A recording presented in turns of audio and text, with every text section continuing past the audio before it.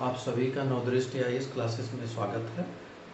हम लोगों ने पीटी 2020 के जो क्लास शुरू किए थे, तो पिछली क्लास में हिस्ट्री के बारे में हम लोगों ने डिस्कस किया था, इतिहास निर्माण के स्रोतों के बारे में। प्राचीन भारत के इतिहास के निर्माण में कौन से स्रोत कौन सी भूमिका निभाते हैं, उनकी महत्ता क्या है। अगर इस दृष्टि से हम लोग देखें तो ये टॉपिक बड़ा इंपॉर्टेंट हो जाता है, क्योंकि एक तो इतिहास निर्माण की समझ हमें हो जाती है और दूसरी बात इन जनरल एक आध क्वेश्चन यहाँ से इस टॉपिक से आ ही जाते हैं। तो दोनों दृष्टियों से, एक तो इतिहास हम कैसे समझ पाएंगे आगे, और दूसरा कॉम्पिटिटिव एग्जाम में अगर हमारे एक आध क्वेश्चन यहाँ से आ जाते हैं तो इस नाते ये टॉपिक बहुत ज़्यादा महत्व रखता है। तो इसी क्रम में पिछली बार हम लोगों ने जो पिछली वीडियो में हम लोगों ने पढ़ा था वो ये था कि प्राचीन भारत के इतिहास के निर्माण में ब्राह्मण साहित्य का क्या योगदान है। अब हम लोग आइए देखते हैं कि इस इतिहास निर्माण में प्राचीन भारत के बौद्ध साहित्य का क्या कंट्रीब्यूशन या योगदान रहा, और बौद्ध साहित्य का डिटेल क्या है, उसमें कौन कौन सी चीजें शामिल हैं। तो इन सबको आज हम लोग अध्ययन करेंगे। बौद्ध साहित्य जैसा कि स्पष्ट है, बौद्ध धर्म से संबंधित साहित्य है। 6th सेंचुरी बीसी में इस भारत भूमि पर एक महान धर्म का उदय हुआ, जिसने पूरे दुनिया में प्रकाश फैलाने का काम किया। आप सभी जानते हैं, महापुरुष महात्मा बुद्ध का जन्म हुआ था और उन्होंने न केवल अपने प्रकाश से भारतीय भूमि को आलोकित करने का काम किया, आज भी आप देख रहे हैं विश्व के तमाम देश बुद्धिज्म को अपने जीवन का एक अंग बना करके आगे बढ़ रहे हैं, तरक्की कर रहे हैं।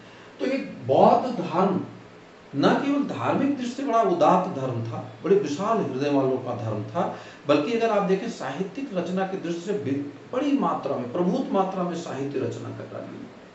बहुत ही संरचनात्मक धर्म था। कला और संस्कृति के क्षेत्र में आप पाएंगे तो शायद ही इतना कंट्रीब्यूशन प्राचीन काल में किसी और धर्म ने किया रहा। छीनी हथौड़ी से बुद्धिस्ट जो भक्त थे, जो उनके समर्थक थे, अनुयायी थे, उन्होंने किस तरीके से पहाड़ों को काट काट कर कंदराओं का, गुफाओं का निर्माण किया। आप अजंता एलोरा देख डाली, तमाम चीजें जो हैं उसमें बहुत बड़ा कंट्रीब्यूशन बुद्धिस्ट लोगों का रहा है। तो इसी संदर्भ में हम लोग बात कर रहे हैं। जो बौद्ध साहित्य है उसमें सबसे प्रमुख जो ग्रंथ आते हैं उनको हम त्रिपिटक कहते हैं। त्रिपिटक का मतलब, त्रि मतलब तीन, पिटक मतलब पिटारी। तो त्रिपिटक तीन पिटारियां। अब पिटारियों का क्या भाव है समझ लीजिए आप। प्राचीन भारत में जैसा कि आप जानते हैं कि कागज का आविष्कार तो बहुत बाद में चल करके ईस्वी सन में चाइना ने किया, तो कागज उपलब्ध नहीं था, तो हमारे यहाँ भोजपत्र या भोजपत्र पर लेखन की एक परंपरा थी। एक बड़ा लीफ होता है, पत्ती होती है, उस पर लिखने की परंपरा थी। तो भोजपत्र पर लिख करके उसको धागे से जोड़ा जाता था ताकि क्रम विसंगति ना आए, और उसके बाद उसको एक जिल्द जैसा बना लिया जाता था। अब उसे सुरक्षित रखा कहाँ जाए। तो उत्तर भारत के गांवों से जो जुड़े हैं, खास करके पूर्वांचल और तराई के लोग बहुत अच्छे से जानते होंगे कि पिटारियां बनती हैं। अभी शादी ब्याह में दिया जाता है, शुभ माना जाता है। मूंज और कांच से पिटारियां बनती हैं, एक बॉक्स टाइप का डब्बा बनता है सर्कुलर, उसी में इसको रखा जाता था। तो उन पिटारियों में 3 प्रकार की पिटारियां बनाई गई, मतलब 3 पिटारियां बनी। पहले पिटारी में जो रखा गया वो बुद्ध धर्म के मूल सिद्धांत रहे, और इनका नाम पड़ा सूत्र पिटक। सूत्र मतलब सूत्र, मूल दर्शन, तो धर्मों आख्यान। तो ये पहला सूत्र पिटक। दूसरी पिटारी में संघ संबंधी नियम संकलित करके रखे गए, उनका नाम पड़ा विनय पिटक। और जो तीसरी पिटारी थी उसमें बौद्ध धर्म के दर्शन से संबंधित दस्तावेज रखे गए और उन्हें कहा गया अभिधम्म पिटक।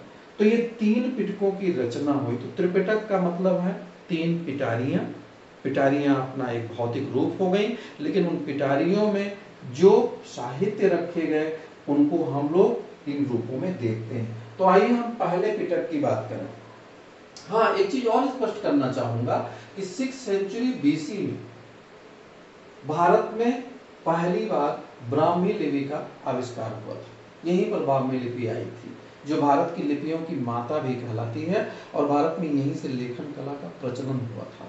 तो ये भी पूछा जाता है कि प्राचीन भारत में सबसे पुराने लिपिबद्ध साहित्य कौन है। हालांकि पुराना साहित्य तो हमारे वेद हैं, लेकिन वेद जैसा कि पिछले हम लोग बात कर चुके हैं पिछले वाले वीडियो क्लास में, कि जो वैदिक साहित्य थे, साहित्यिक ग्रंथ थे, वो अलिखित रूप में थे। पहली बार लिपिबद्ध किए गए ग्रंथ यही त्रिपिटक हैं, और इन त्रिपिटकों में से जो पहले 2 पिटक हैं ये पुराने हैं, अभिधम पिटक बाद में आया। अब आप देखें, बुद्ध के महापरिनिर्वाण के तुरंत बाद सुत्त पिटक और विनय पिटक का संकलन किया गया। राजगिरी में जो पहली बौद्ध संगीत हुई उसमें इन दोनों का संकलन किया गया, और तृतीय बौद्ध संगीत में अभिधम्म पिटक का संकलन हुआ था। इन सभी ग्रंथों की भाषा पाली भाषा है। आप सभी जानते होंगे कि पाली एक प्राकृतिक भाषा है, प्राकृत भाषा जिसको कहते हैं, प्राकृत भाषा से उद्भूत हुई है पाली, जो मगध में, जैसा कि आप जानते हैं, मगध का एक इलाका जो पटना के नीचे आसपास का इलाका जो है, उस इलाके को मगध के नाम से जाना जाता था।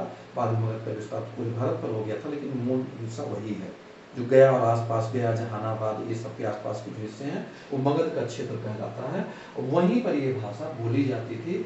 तो बौद्ध साहित्य, जो प्रारंभिक बौद्ध साहित्य था, वो पाली भाषा में संकलित हुआ, क्योंकि भगवान बुद्ध बहुत ही जनवादी थे और उन्होंने आम जनता की भाषा को अपने धर्मोपदेश का माध्यम बनाया था, ताकि प्रॉपर कम्युनिकेशन हो सके, जन सामान्य तक से जुड़ा जा सके। इस नाते पाली भाषा को उन्होंने अपने उपदेश का माध्यम बनाया था, और जो प्रारंभिक बौद्ध ग्रंथ संकलित हुए वो पाली भाषा में ही संकलित किए गए, इसी वजह से। तो हमने जैसा पीछे बताया कि ये 2 पिटक, सुत्त पिटक और विनय पिटक, ये प्रथम बौद्ध संगीत में संकलित किए गए थे। जो बुद्धिस्ट काउंसिल हुई, फर्स्ट बुद्धिस्ट काउंसिल, उसमें अब हम बात करते हैं कि सुत्त पिटक है क्या चीज। तो सुत्त पिटक में बौद्ध धर्म के मूल सिद्धांत हैं, और साथ ही साथ बुद्ध की शिक्षाओं का इसमें संकलन है। इनके संकलन करता थे आनंद। आनंद महात्मा बुद्ध के अपने चचेरे भाई थे, सहोदरी थे ये, और बहुत ही प्रिय थे भगवान बुद्ध को ये।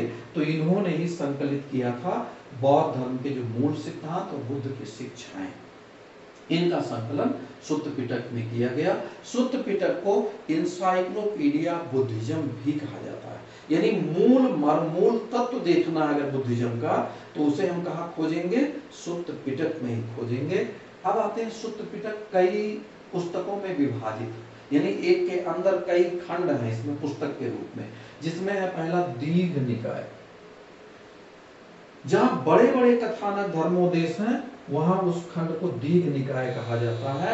और इसमें भी कई हिस्से हैं, जिसमें एक महापरिनिर्वाण सूत्र, सूत्र का मतलब होता है धर्मोख्यान या धर्मोपदेश, महापरिनिर्वाण सूत्र इसका एक महत्वपूर्ण हिस्सा है।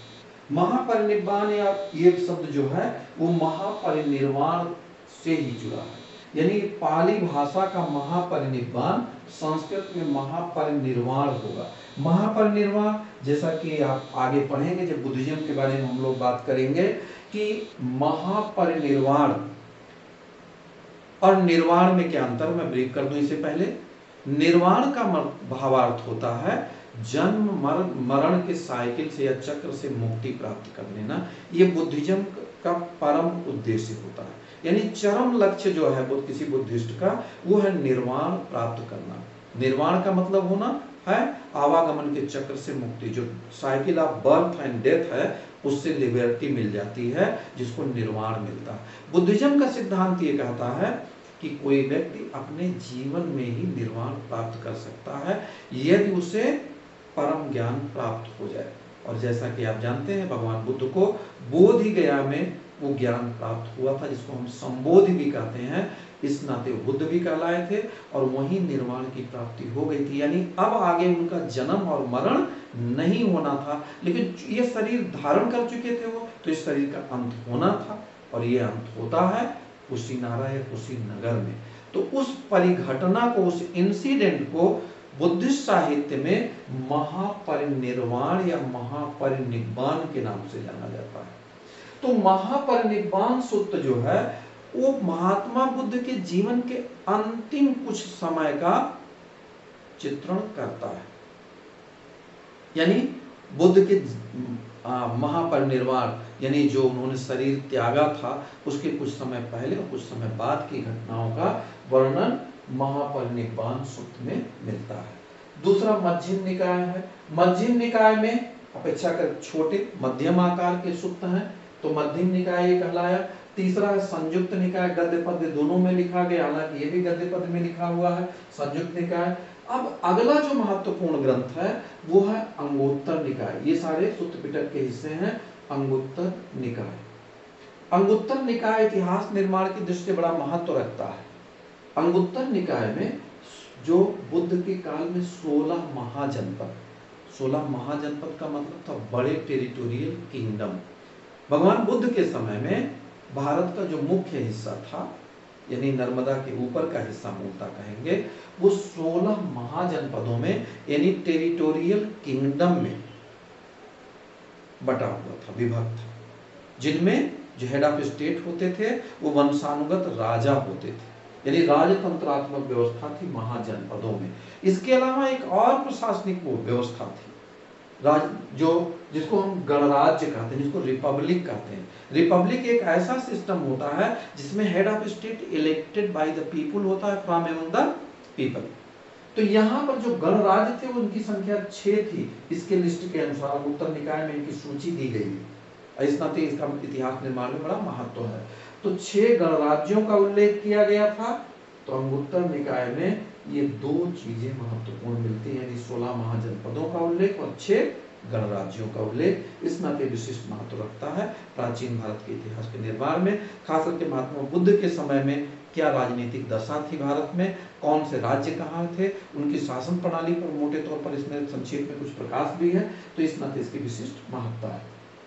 अगला खुद्दक निकाय। खुद्दक निकाय कई लघु ग्रंथों का संग्रह, जिनमें लगभग 14-15 ग्रंथ हैं, लेकिन उनमें सबसे ज्यादा जो महत्व है वो है जातक कथाओं का। जातक 550 कथाओं का संग्रह है। और ये 550 कथाएं हैं क्या चीज? ये 550 कथाएं जो हैं ये बुद्ध के पूर्व जन्मों की कथाएं हैं, यानी जो बुद्ध ने गौतम बुद्ध वाला जो जन्म लिया था उस जन्म से पूर्व बुद्धिस्ट परंपरा के अनुसार, महायान परंपरा के अनुसार कई बार महात्मा बुद्ध ने जन्म लिया था और उन्होंने ज्ञान प्राप्ति तो कर लिया था खुद के लिए, लेकिन दूसरों में बांटा नहीं, यानी उसका प्रचार प्रसार नहीं किया। और इस अवधारणा को कहा जाता है बोधिसत्व की अवधारणा। बोधिसत्व की अवधारणा यह कहती है, यानी जो दर्शन है बोधिसत्व का वो ये कहता है कि बुद्ध ने पूर्ण रूप जन्म लेने से पहले कई बार मानवता के और प्राणी मात्र के त्राण के लिए, उसके उद्धार के लिए, उनके दुखों को दूर करने के लिए जन्म लिया था और उनको मुक्ति दिलाई थी। तो बोधिसत्व बुद्ध के पूर्व जन्म है और इसमें अगर आप देखेंगे तो ये उनकी संख्या 550 बताई जाती है। 550 कथाओं का चित्रण इसमें किया गया है। सांची और भारभूत के स्तूप एक बौद्धिस्ट स्मारक होता है जिसमें बुद्ध या उनके शिष्यों की अस्थियां या उपयोग किए गए सामान या कई और प्रकार के बनते हैं, जैसे किसी ने संकल्प कर लिया तो ऐसे तमाम चीजों से कि उस पर संरचनाएं जो बनती हैं उनको कहा गया स्तूप। का आर्ट एंड कल्चर में आप इनको पढ़ेंगे तो ये सांची और भारभूत के जो बड़े प्रसिद्ध स्तूप हैं उनके वेष्टनी पर, यानी जो बाउंड्री वाल है उनकी पाषाण की पत्थर की बनी हुई, उस पर जातक दृश्यों का अंकन मिलता है। तो इस नाते ये विशिष्ट महत्व रखता है। अब अगला जो इसमें त्रिपिटक है वो है अभिधम्म पिटक, विनय पिटक। विनय पिटक दूसरा पिटक है विनय पिटक। विनय पिटक में संघ संबंधी नियम विनियम है और इनके संकलन करता है उपालि। बुद्ध के दूसरे सबसे निकटतम और प्रिय शिष्य थे उपालि। पीसीएस की दृष्टि से कई बार यहाँ प्रश्न बन जाते हैं। उपालि नापित जाति के यानी नाई जाति के थे। चूंकि बुद्धिज्म जात पात में विश्वास नहीं करता था और सभी मानव मात्र की समता में विश्वास करता, कहते दुनिया में सबसे मूलक समता मूलक जो धर्म पैदा हुआ वो स्थापित हुआ वो बुद्धिज्म ही था।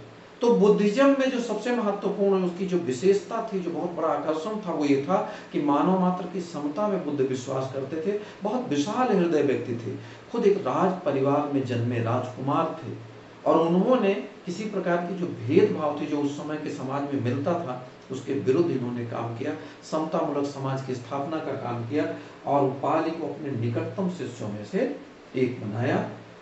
उपालि ने संघ संबंधी नियमों का संकलन किया, जिसको विनय पिटक के नाम से जानते हैं।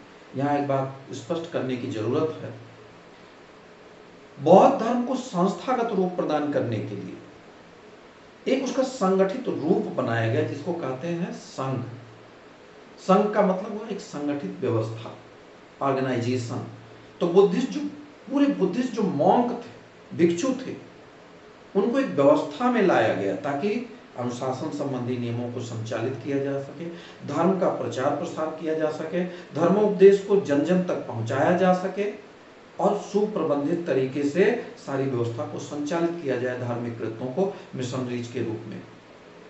तो ये कार्य करने के लिए महात्मा बुद्ध ने, जो बहुत बड़े ऑर्गेनाइजर थे और शायद अपने समय में सबसे बड़ा रिलीजियस ऑर्गेनाइजेशन था बुद्धिस्ट संघ, इसको बनाने का काम किया। और आप जानते हैं कि कोई भी व्यवस्था सुचारू संचालित तभी हो सकती है जब वो सुव्यवस्थित नियमों द्वारा संचालित हो, और केवल सुव्यवस्थित नियम होना आवश्यक नहीं है, बल्कि उसका अनुपालन कराया जाए। आप खुद देखते होंगे स्वानुशासन पर्याप्त नहीं होता है, बाह्य अनुशासन भी होना जरूरी है, ताकि लोगों को रास्ते पर रखा जा सके और वो लोग एक जो सम्यक आचरणपूर्ण जीवन व्यतीत कर सके। तो इस तरीके से बुद्ध ने एक बहुत बड़े संघ का निर्माण किया था, और बहुत कुछ वो जो ये हमने बात किया था अभी, रिपब्लिक या गणराज्य, उनकी परंपरा पर आधारित है। कहते हैं महात्मा बुद्ध गणराज्यों की जो शासन प्रणाली थी बहुत प्रभावित थे उनसे, और उसी के पैटर्न पर अपने संघ का संगठन किया, उन्होंने उसका निर्माण किया। तो संघ में बहुत नियमित तरीके से सारी व्यवस्थाएं संचालित की जाती थी, समय समय पर नियमों विनियमों की समीक्षा होती थी, अनुशासन को लागू करवाया जाता था नियमित रूप से, अनुशासनहीन व्यक्तियों को दंडित किया जाता था, एवं निष्कासित भी किया जा सकता था संघ से। तो बहुत व्यवस्थित ढंग से इसका संचालन हुआ, और तभी आप जानते हैं 1000 वर्षों तक ये धर्म बहुत इस धरती पर फूला फला, और बहुत बड़े इलाके में बुद्धिज्म का प्रसार हुआ, जिसमें उनकी संगठन क्षमता का बहुत बड़ा योगदान माना जाता है। तो हम लोग देखें इसमें कि कौन कौन से महत्वपूर्ण ग्रंथ हैं इसके। विनय पिटक के जो हिस्सा है, प्रतिमोक्ष। प्रतिमोक्ष का मतलब होता है प्रतिमोक्ष, मोक्ष मतलब होता है मुक्ति। संघ के नियमों विनियमों का भूल से असावधानी बस उल्लंघन हो गया, आचरण संबंधी नियमों का कोई उल्लंघन हो गया, कोई गलती हो गई, कोई पाप हो गया बुद्धिस्ट भिक्षु से, तो वो लोग एक प्रायश्चित करते थे। महीने में 2 बार ये संस्कार आयोजित होता था, और उसको प्रतिमोक्ष सभा भी कहा जाता था। वहां पर बौद्ध भिक्षु जो उनसे गलतियां हो जाती थी, जो उनसे पाप हो जाता था, उसको कन्फेस करते थे कि हमसे ये गलती हो गई। और जब हम अपनी गलती को स्वीकार करते हैं, सार्वजनिक रूप से स्वीकार करते हैं, तो उसके 2 प्रभाव होते हैं। एक तो हमारी आत्मा निष्कलुष होती है, और दूसरा हम अपने को और ज्यादा अनुशासित बना पाते हैं कि आगे हम गलती ना करें। तो इसको कहते हैं प्रतिमोक्ष। इसी का पूरा विवेचन इसमें दिया गया है कि कौन कौन से प्रायश्चित के तौर तरीके होंगे, कैसे इसका संपादन किया जाएगा। दूसरा है सुत्त विभंग, इसी का एक हिस्सा है जो हमारे बहुत डिटेल जानने के बड़े महत्व का नहीं, बस आप इससे जानते रहिए। अगला है खंडक, जिसके महावग और चुल्लवग, इसकी 2 और खंड है, और लास्ट है इसका चौथा खंड है परिवार।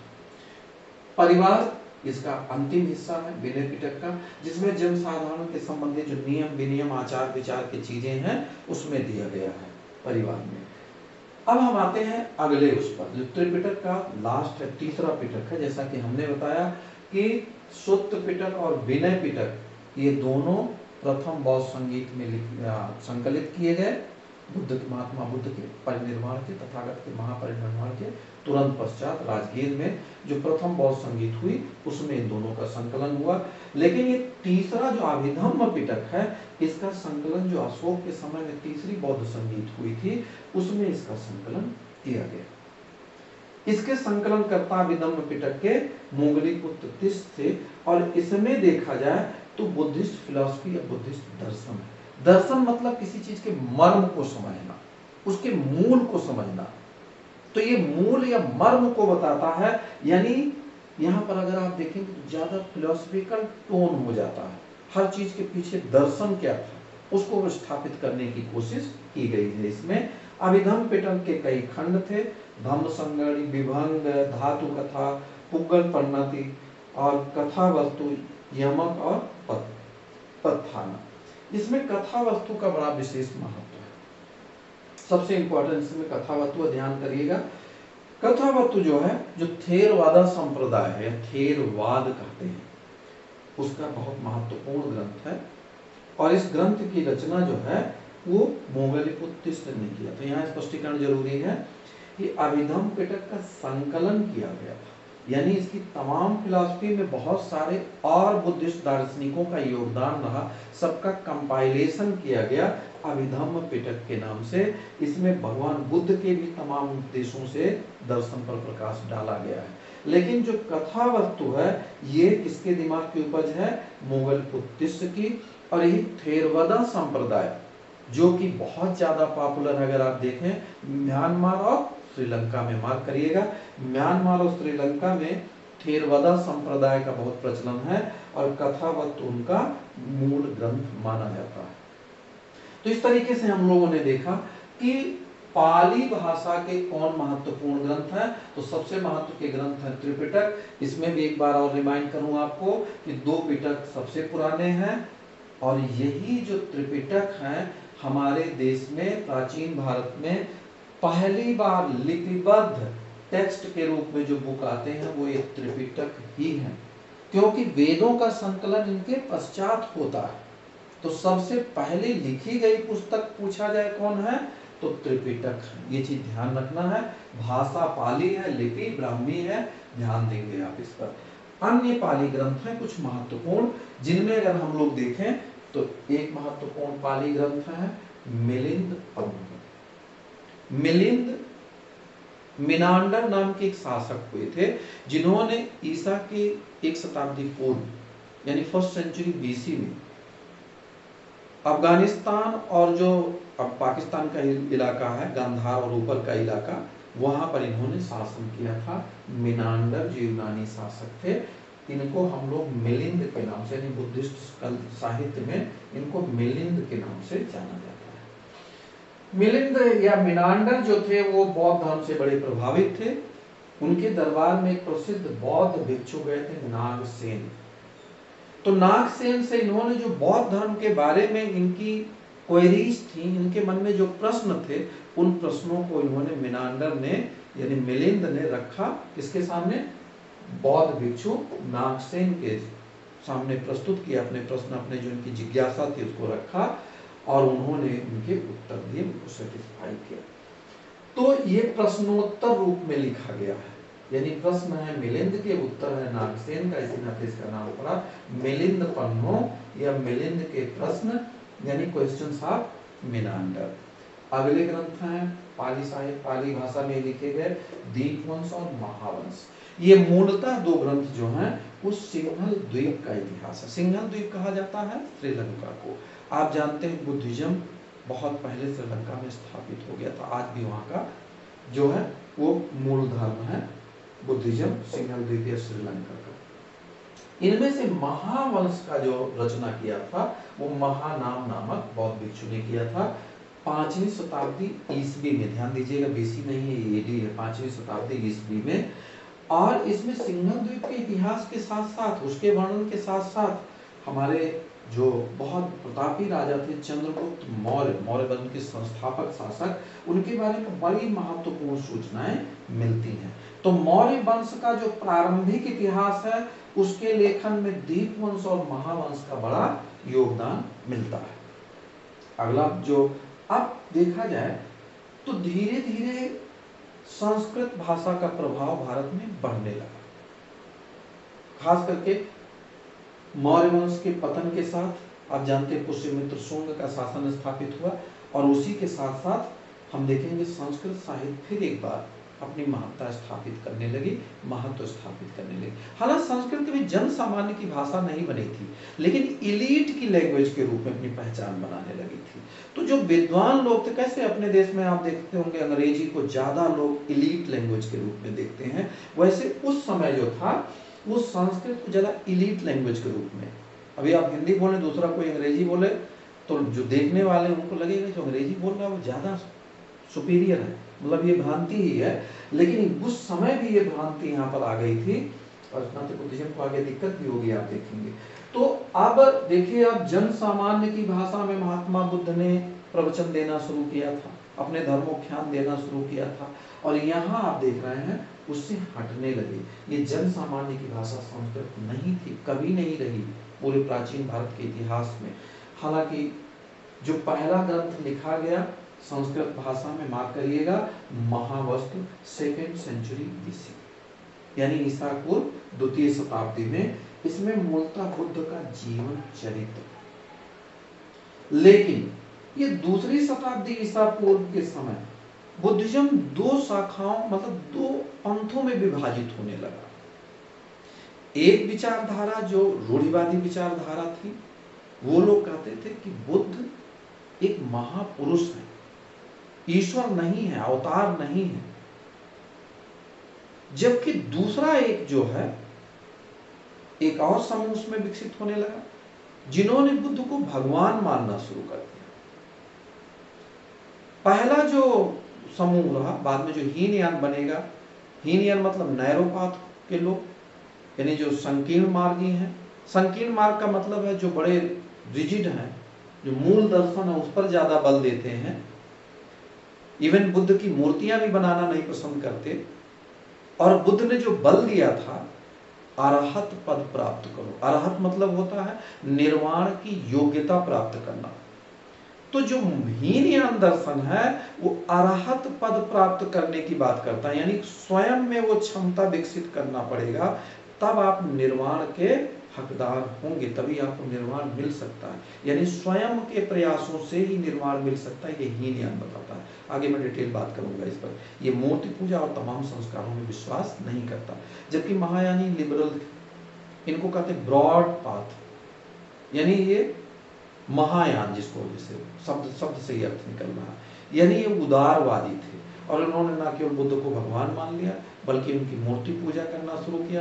कई सारी जो सनातनी परंपराएं थी उनको अपनाना शुरू कर लिया। और इन्होंने कहा कि ठीक है, आप उतना प्रयास नहीं कर पा रहे हैं कि निर्वाण के लिए अरहत पद प्राप्त कर लें, आप निर्वाण की योग्यता प्राप्त कर लें, तो कोई अगर बोधिसत्व या कोई महापुरुष आपके लिए मददगार होता है तो आपको मुक्ति मिल सकती है। यही बोधिसत्व की संकल्पना हुई। तो बोधिसत्व आपके निर्वाण में सहायक हो सकता है, आपको मदद कर सकता है। मतलब मेहनत मैं करूं, IAS आप हो जाएंगे, ये बोधिसत्व की संकल्पना है। समझ रहे हैं? तो ये महायान की परंपरा रही, जिसमें दूसरे के कर्म का फल आपको मिल सकता है और आप निर्वाण प्राप्त कर सकते हैं दूसरे की मदद से। तो ये विचार इस समय तक आने लगे थे। महावस्तु में इस नाते दोनों प्रकार के विचार एक साथ मिलते हैं। इस नाते संक्रमण है हीनयान महायान की ओर, जो मूल बुद्धिज्म है उससे संक्रमण, यानी दोनों के अभिलक्षण इसमें दिखते हैं। यानी हीनयानी विचार भी मिलता है और महायान से जुड़ा विचार मिलता है महावस्तु में। अब अगला ग्रंथ है, संस्कृत में ध्यान देंगे, ललित विस्तार। ललित मतलब होता है जीवन के जो बड़े अच्छे पक्ष हैं, पहलू हैं, जैसे ठुमक चलत रामचंद्र बाजे पैजनिया, जो लालित्य वर्णन है किया है तुलसीदास ने, ये आप जानते हैं। कृष्ण लीला तो सूरदास जी ने किस तरीके से जीवंत बना दिया। तो ऐसे ही बुद्ध के जीवन के जो बड़े बढ़िया वाले पक्ष हैं, उनके व्यक्तिगत जीवन से जुड़े हुए, उनको एक मनुष्य के रूप में, जो मानव रूप में चित्रण कर किया गया, वो ललित विस्तार में किया गया। ठीक है। और यहाँ आप देखेंगे ये महायान परंपरा का ग्रंथ है ये मूलतः, यानी महायानी परंपरा के अनुसार, उस विचार के अनुसार बुद्ध के जीवन और कृत्यों को यहाँ पर संपादित किया गया है। यानी मानव से उनको क्या बनाया गया, ईश्वर तक पहुंचा दिया गया ललित विस्तार में, यानी उनके जीवन का सविस्तार वर्णन है जीवन चरित्र का। अगला है दिव्य वर्णन। दिव्य अवदान मतलब, अवदान का मतलब होता है जो बड़े बड़े कारनामे। तो दिव्य अवदान 4वीं शताब्दी ईस्वी में लिखा गया। इसमें अशोक से लेकर के, आप ध्यान देंगे, बौद्ध धर्म के प्रचार प्रसार में शायद सर्वाधिक योगदान अशोक का ही था। तो अशोक के समय से लेकर के उनके उत्तराधिकारी, और आगे आप जानते हैं पुष्यमित्र शुंग ने, जो अंतिम मौर्य शासक थे बृहदर्थ, उनकी हत्या करके पुष्यमित्र शुंग ने शुंग वंश की स्थापना की थी। वहां तक के वर्णन मिलते हैं दिव्यावतार में। इसके अलावा अगर देखा जाए तो 3 और महत्वपूर्ण ग्रंथ हैं, और वो ग्रंथ जो हैं उनके जो रचनाकार है, रचयिता हैं अश्वघोष। जैसा कि आपने मेरे ख्याल से सुन भी रखा होगा इनका नाम। अश्वघोष संस्कृत के प्रकांड विद्वान थे, और इन्होंने लिखा था 3 ग्रंथ, जिसमें से सर्वाधिक प्रसिद्ध है बुद्ध चरित्र, यानी biography of Lord Buddha. Buddha के चरित्र का मतलब जीवन का, जीवनी का पूरा डिटेल इसमें लेखन करने का काम इन्होंने किया था। दूसरा ग्रंथ था इनका सौंदरानंद।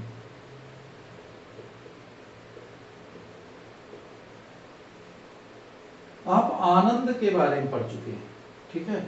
तो कैसे आनंद ने बुद्धिज्म को अपनाया, उन चीजों को इसमें शामिल किया गया, उस कथानक को। और ये एक नाटक है, भारत में जो पहला नाटक लिखा गया, आप ध्यान देंगे यहाँ पर, पहला नाटक ग्रंथ है सौंदरानंद, लेकिन अपूर्ण है ये। इसकी कुछ जो है मंगोलिया में इसके कुछ पेज मिले हैं, मंगोलिया के रेगिस्तानी इलाकों में। तो सौंदरानंद जो है वो पहला नाटक ग्रंथ है, यानी ड्रामा है, ठीक है। और आप जानते हैं पहला पूर्ण नाटक जो अभिज्ञान शाकुंतलम है, जो आप देखेंगे 4वीं-5वीं शताब्दी ईस्वी में, किसने लिखा 5वीं शताब्दी ईस्वी में? कालिदास ने लिखा पूर्ण नाटक अभिज्ञान शाकुंतलम। जबकि ये पूर्ण नाटक नहीं है, लेकिन पहला नाटक लिखने का एक प्रयास है सौंदरानंद, यानी नंद के सौंदर्य के बारे में यहाँ पर बात कही गई। अगला तीसरा ग्रंथ जो है वो है सारिपुत्र प्रकरण। सारिपुत्र प्रकरण ये तीसरा ग्रंथ अश्वघोष द्वारा लिखित।